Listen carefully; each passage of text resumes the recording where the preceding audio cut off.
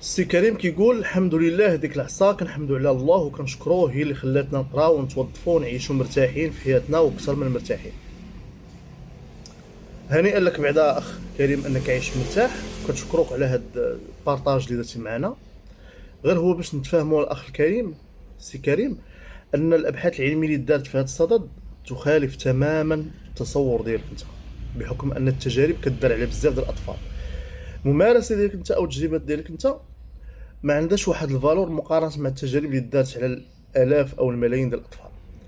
مثلا لا شتي آه، جون بيجي لا ذكرت الاسم ديالو صحيح، انه تكلم في هذا الباب وقال ان الطفل باش كيتعلم واحد المعرفه جديده خاصو جوج ديال المسائل: خاصو الاستكشاف وخاصو التجربه. هذه اداه تواصل ديال الطفل مع لونفيرونمون او البيئه اللي كيعيش فيها هو، ومن خلال هذا التواصل كيكتسب واحد المعرفه. اريكسون كيقول لك بان الطفل اذا تعرض مثلا للضرب كيوقع عنده واحد الانسحاب من هذيك الحصه. الانسحاب ما كيكونش بالضروره يكون جسدي، كيكون ذهني، انه بارك كيشوف الاستاذ ولكن العقل ديالو راه ما كاينش. وبالتالي بجوجهم قالوا بان المعرفه كتكون سطحيه، يعني حتى هذاك الطفل اذا تلقى معرفه من خلال هذيك الحصه او عندك الاستاذ اللي كيمارس العنف، هذاك المعرفه كتكون سطحيه وتتلاشى مع الزمن. هذاك الزمن يقدر يوم يومين او عام، احنا ما عارفينش، ولكن هذيك المعرفه كتمشي مع الوقت لان الدري ما دخلهاش بالطريقه كيفاش هي خصها تدخل.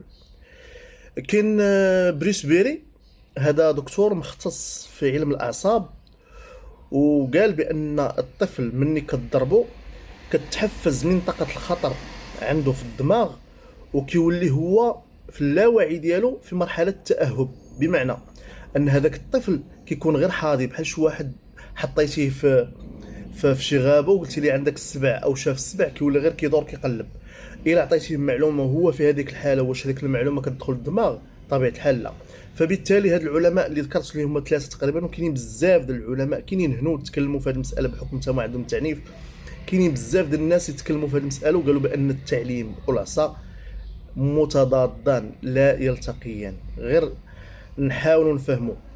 وما فيها باس نشكلوا واحد النوع ديال التعاطف مع الاطفال، لان الطفل الا كنتي كتقول خاصو العصا باش يتعلم، راه باقي انت ما مكتسبش ما يسمى بالتعاطف مع الطفل. الطفل الا كانت عندك انت شي ميزه بيولوجيه ان الجسم ديالك تكبر منه، عندك واحد القوه كبر منه، راه ما خصكش تستغلها تجاه واحد الطفل. هادشي كيولد الكراهيه وكيولد الحقد، ماشي ضروري مع استاذ، حتى مع وليداتك. وبزاف ديال الوليدات اليوم للاسف ما كياخذوش الابوين ديالهم قدوه، حيث انهم كيتعرضوا للضرب والتعنيف الاسري.